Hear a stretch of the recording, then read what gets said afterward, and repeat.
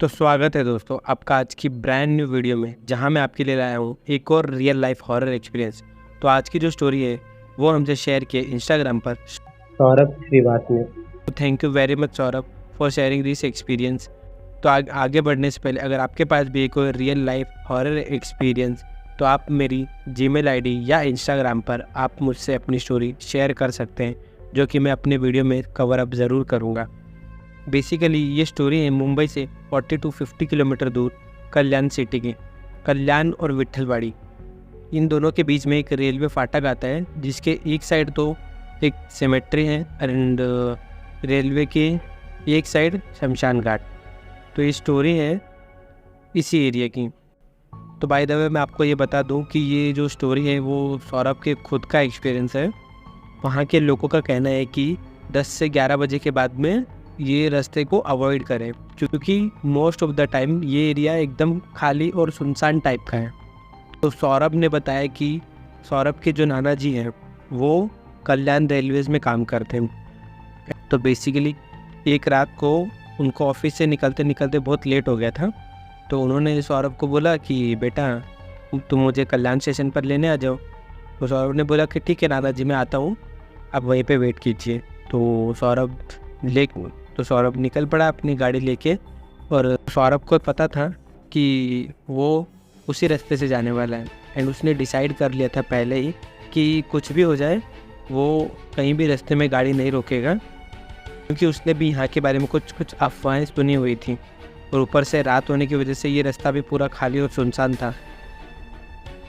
तो जैसा सौरभ ने सोचा कि कुछ भी हो जाए वो रास्ते के बीच में गाड़ी नहीं रोकेगा, बट सौरभ की किस्मत ख़राब थी शायद उस दिन, क्योंकि वो जैसे ही रेलवे फाटक यहाँ पे पहुँचा, रेलवे क्रॉसिंग होने वाली थी तो फाटक बंद था। तो मजबूरन सौरभ को वहाँ पे गाड़ी रोकनी पड़ी। फिर जैसे ही ट्रेन नज़दीक आ रही थी, सौरभ की नज़र वहीं फाटक के उस पार खड़ी एक आदमी पर पड़ी, जो कि उस वक्त सौरभ को ही देख रहा था। जैसे जैसे ट्रेन और नज़दीक आ रही थी, सौरभ ने देखा कि अचानक से वो आदमी पता नहीं क्यों सामने से ट्रेन आते देख उसी समय रेलवे लाइन क्रॉस करने लगा। सौरभ ने सोचा कि ट्रेन तो बहुत स्पीड में आ रही है और अगर ये अंकल रास्ता क्रॉस करने की ट्राई करेंगे तो ट्रेन इनको टक्कर भी मार सकती है। तो सौरभ ने थोड़ी देर वेट की, लेकिन जैसे जैसे ट्रेन और नज़दीक आ रही थी वो अंकल रुक भी नहीं रहे थे। तो सौरभ से रहा नहीं गया और उसने ज़ोर से चिल्ला के बोला कि रुक जाओ अंकल, ट्रेन बहुत फास्ट आ रही है, अभी क्रॉस मत करो फाटक को। ऐसा लग रहा था कि उस इंसान ने सौरभ की बात को सुनकर भी अनसुना कर दिया था और वो ऑलमोस्ट क्रॉस कर चुका था। तभी जो सौरभ के सामने हुआ वो देख के सौरभ सबसे पहले तो बहुत ज़्यादा घबरा गया और शॉक में वहीं खड़ा रह गया, और उसे अपनी आंखों पर विश्वास नहीं हो रहा था कि ये जो अभी उसे देखा है वो किसी भी इंसान के लिए पॉसिबल ही नहीं है। सौरभ ने देखा कि वही आदमी ट्रेन की स्पीड को मैच करता हुआ ट्रेन के साथ साथ भाग रहा था, और कुछ दूर जाने के बाद में वो आदमी अचानक से गायब हो गया।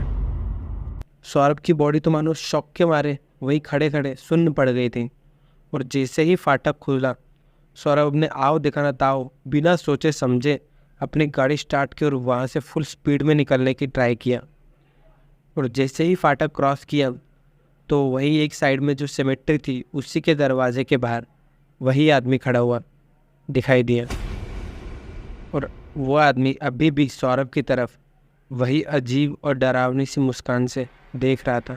और फिर सौरभ को देखते देखते एक बहुत ही भयानक सी हंसी हंसते हुए बोला, आज तो ट्रेन आ गई थी तो तू बच गया, नहीं तो आज मैं तुझे अपने साथ ले जाता।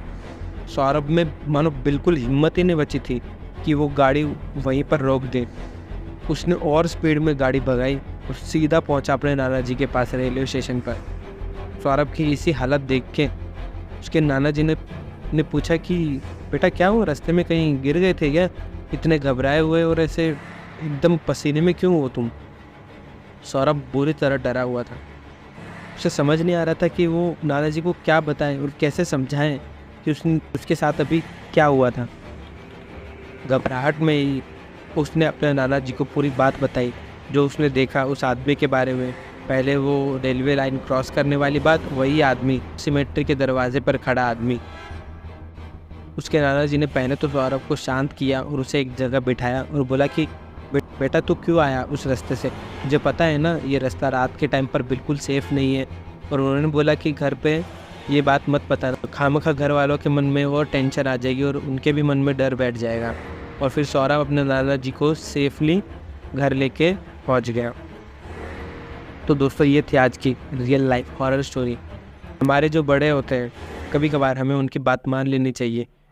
अगर वो बोलते हैं कि इस पर्टिकुलर रास्ते से नहीं आना चाहिए तो हमें उनकी बात मान लेना चाहिए। क्या पता कब कौन कहाँ मिल जाए। और अगर आप भी कल्याण और विट्ठलवाड़ी के यहाँ रहते हैं और रेलवे फाटक के यहाँ से अगर आप अक्सर जाते रहते हो तो अगली बार ध्यान से जाना, क्या पता आपको भी वही इंसान ट्रेन के साथ भागते हुए मिल जाए। क्योंकि सौरभ की तो शायद उस दिन किस्मत अच्छी भी थी कि वो बच गया। आई होप आपको आज की स्टोरी अच्छी लगी हो। अगर वीडियो पसंद आई है तो वीडियो को लाइक करो, कमेंट करो एंड अपने फ्रेंड्स के साथ शेयर करो जिन्हें ऐसी हॉरर स्टोरीज़ में इंटरेस्ट हो। और मैं मिलता हूँ आपको अगली वीडियो में किसी और नई हॉरर स्टोरी के साथ। तब तक के लिए बाय बाय।